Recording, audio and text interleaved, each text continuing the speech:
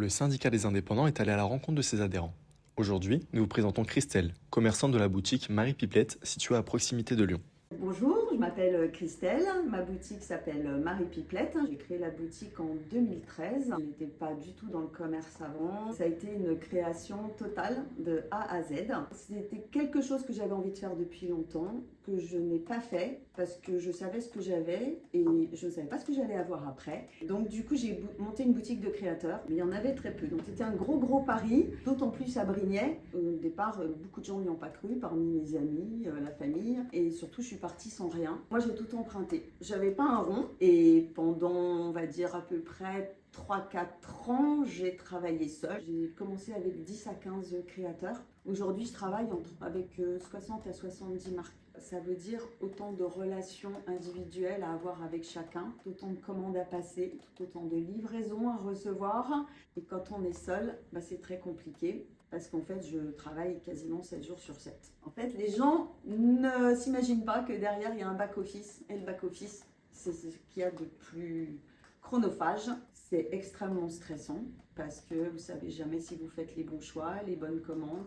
Chaque commande prend un temps fou, on ne se rend pas compte, mais voilà, quand les clients me disent ah oui, vous travaillez le dimanche et le lundi, je leur explique que oui, tout ce qu'ils voient ici, c'est-à-dire que j'ai plus de 3000 références, ça ne tombe pas du ciel, quoi. Du jour au lendemain, vous passez votre vie dans votre boutique ou dans votre entreprise.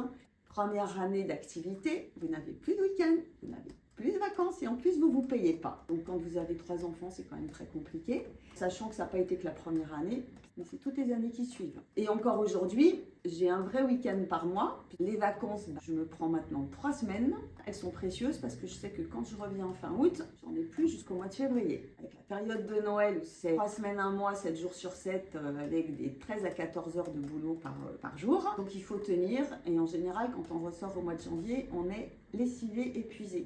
Je me pose jamais parce que quand vous êtes à votre compte, vous dormez avec, vous vous réveillez avec et ça vous suit tout le temps. Il n'y a qu'entre indépendants qu'on arrive à se comprendre. On fait des horaires de malade.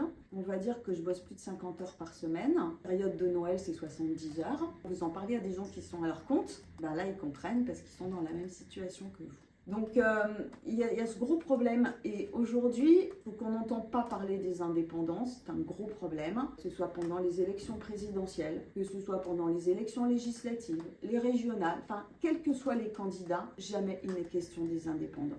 Mais aujourd'hui, quand vous êtes concerné par le sujet, vous vous dites c'est quand même incroyable. Vous créez de la richesse, vous créez des emplois. Et je bosse avec 60 à 70 marques et créateurs qui, eux, embauchent du monde. Et ces gens-là, je contribue à les faire vivre avec mon activité. Donc c'est en ça que je dis qu'effectivement, je crée de l'activité économique et je contribue à faire vivre des emplois. Et je pense que tous les indépendants les font vivre à tous réunis, je pense, des millions de personnes. Alors effectivement, une petite boutique qui se casse la figure, on n'en parle pas, mais 1, mais 2, mais 3, et des dizaines de boutiques ou de commerces qui se cassent la figure, c'est des tas d'emplois derrière qui s'écroulent aussi. Je voudrais quand même dire des choses positives.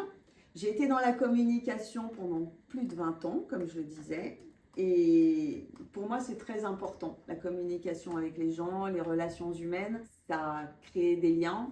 Ça permet d'avoir des relations totalement différentes, des relations professionnelles totalement différentes. J'ai réussi à créer autre chose. Et tout ce côté relationnel, il est extraordinaire. C'est le côté reconnaissance et gratifiant qu'on n'a pas forcément avec la rémunération, mais qu'on a par ailleurs. Le fait aussi de se dire que la boutique, c'est la mienne, c'est mon bébé, c'est moi qui l'ai créé. Je me rendais compte qu'à moi-même. Et tout ce qu'il y a ici, c'est moi qui le choisis. Personne ne le choisit à ma place. Et quand je décide de travailler avec quelqu'un, c'est pas avec quelqu'un d'autre, ce sont mes propres choix. Voilà, à tous ceux qui souhaitent être entrepreneurs, je leur dis de bien réfléchir avant.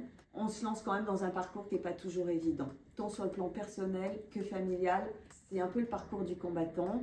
Pas que, mais ça reste quand même un parcours qui n'est pas évident. Voilà.